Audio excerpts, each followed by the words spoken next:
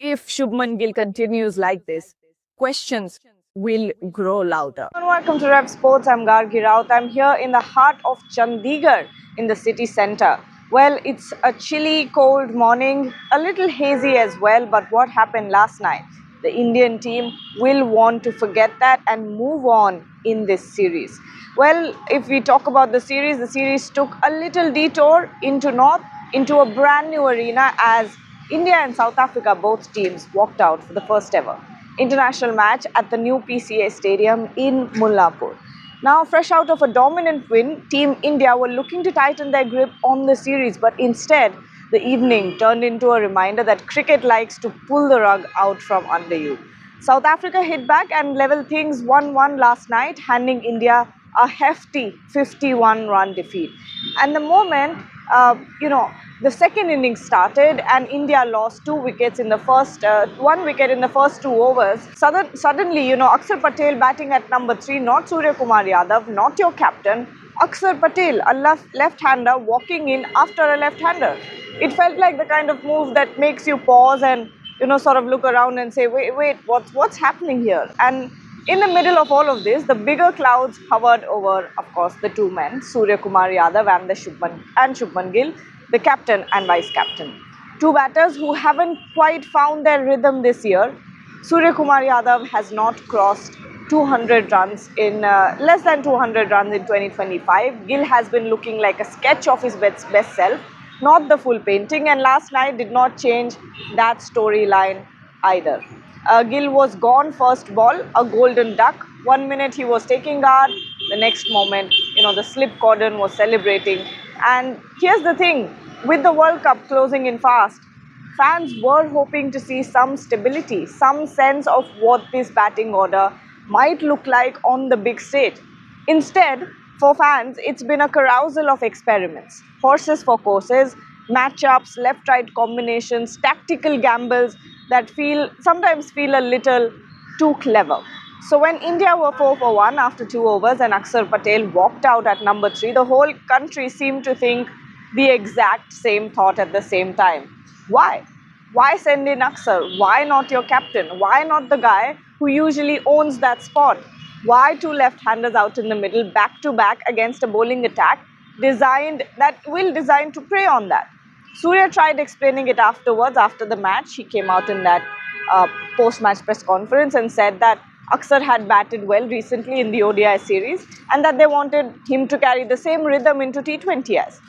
It was honest, but it did not quite land. Almost everyone heard the explanation and felt unsatisfied, like someone had, handed them a puzzle with one piece missing. And then there's the Shubman question. Because let's admit it, that conversation is happening everywhere right now. Gill is the vice captain, and that gives him a certain shield. But if he did not have that label stitched next to his name, would Shubman Gill walk into would Shubman Gill walk into the T20I playing 11 right now? That's debatable, very debatable, especially with Yashasvi Jaiswal and Sanju Samson stretching their pads on the sidelines. They're waiting for a chance that may not come because hierarchy has already set the pecking order.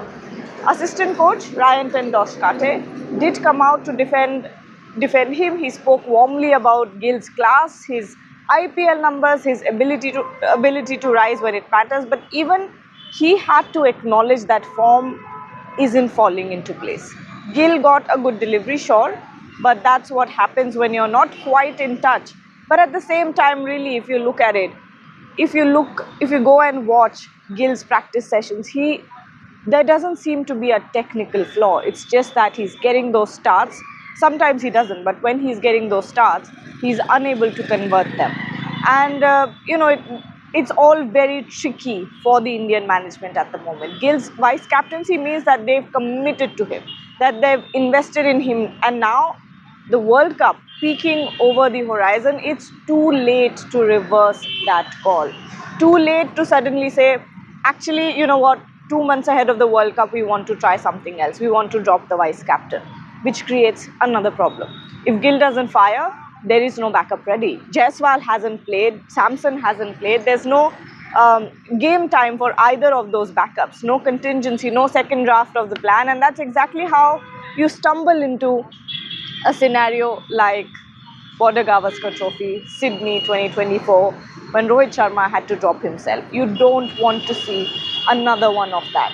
When everything collapses at the top and the rest of the lineup looks like it's running through a burning hallway, trying to rescue the innings, trying to save the day every single time, that's not what is going to work in the World Cup. Right now, Gill averages 23 across his last 15 innings. 15 innings in a long time in T20 cricket. That's not a slump anymore, that's a pattern. And Surya is not too far behind. The captain has not played a commanding innings for a while now. His dismissals look more like nudges of doubt than the kind of swagger-packed batting that we've seen or we're used to from Surya Kumar Yadav. And if two of your top three are not scoring before a World Cup, that isn't a red flag. That's a full siren. Let's talk about last night's dismissals as well, because they told their own story. Ngidi got the ball to straighten over slightly, and Gill followed it, with a bit of hesitation and edged it to slip.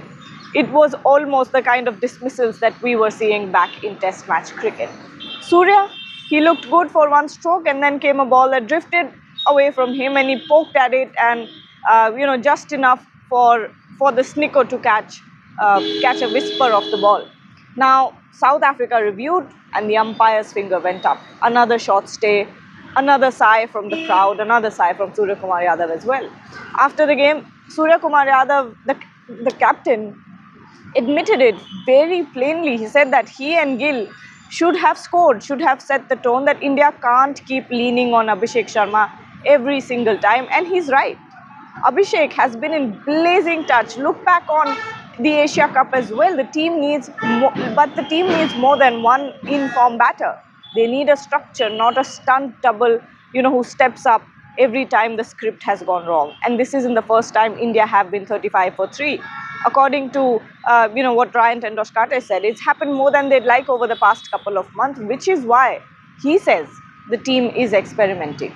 The team is testing combinations, stretching the batting, trying to see how deep they can go if the top collapses again, which all sounds reasonable in isolation, but the truth is the World Cup is breathing down your necks.